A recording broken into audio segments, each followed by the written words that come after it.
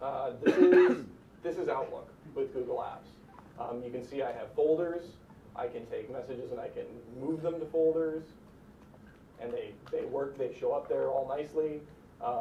I've got meetings that I can accept and decline, and it works just the same. When I send email, I can send an email to, let's see, I'll send an email to Brian, and I can look him up in the global address book, and he resolves. I just press Control-K. Or I can look somebody up, and I can find, I don't know, let's find Jill. And there's, let's see, there's John G. We found him. And we'll add him here, or I can add Gretel. And this is a test. And then I can do things like, even, I can actually flag as important if I'm interoperating between a Google Apps sync user and another Google Apps sync user. And I can just go ahead and send this mail, and you'll see it does the same sort of send and receive behavior. And it's all exactly the same. So now the email is in Google Apps. It's available for you through Gmail. It's available to you through iPhone or through BlackBerry, the whole deal. Let me show you just contacts really quickly. I talked a little bit about these fields. I can create a new contact. I'll go ahead and create my own contact.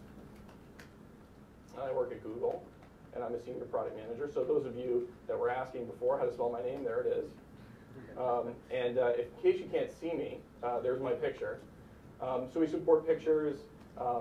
We support, when we want to do telex, we'll add telex, 1, 2, 3, 1, 2, 3, 1, 2, 3, 4, and all these other things, these other details, office, organization, manager's name. I work for a guy named Raju. So these are all supported natively. Your data syncs, it's safe, it's stored in Google, it's distributed around the world. Then calendar, you can see that we have meetings that have recurrences and recurrence exceptions. If I want to go and schedule a meeting, let's do lunch. Let's do lunch with Gretel. So I create this meeting. I can go to my scheduling tab, and I can go here and I'll add Gretel. I think I misspelled Gretel. I'll tell you what, I'm going to do an add others, show you how this works. And I'll search for Gretel. Add Gretel here. And then I'm going to go and I will find, I'll take this portable projector, see this resource, and I'll go ahead and I'll add it as a resource. Resources show up the way that you'd expect. And then what it'll do is we'll actually go out and we'll look up free visiting information. And I can see, great, Gretel is free for lunch. That's perfect. I can go ahead and I can make this happen every day. So that now I have lunch with Gretel and a portable projector in case we need to work through the demo. And yeah, it's probably a stalking, but Gretel and I get along really well. And so Gretel gets her invitation and so forth, and that all works. And so I'll just hop over to Google Apps and show you here. Oh look, there's the lunch invitations, and I'll refresh this, and we'll see. There's the lunch with Gretel. It came over. We can add exceptions and so forth, and I can just edit this information on Google Apps. And it'll sync right back down to my desktop on Outlook. Works offline.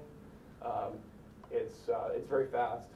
And so what you're seeing here is that you get the same experience as Outlook on Exchange, or very similar. We've got a utility to migrate your data. 2 clicks, we get your data out of Exchange. We get it into Google Apps. You just select, I want my calendars, my contacts, my email messages, attach it to your Exchange profile. Goes to Google. You can use Gmail and Outlook simultaneously, use your iPhone, use Outlook. It's all going to be happy.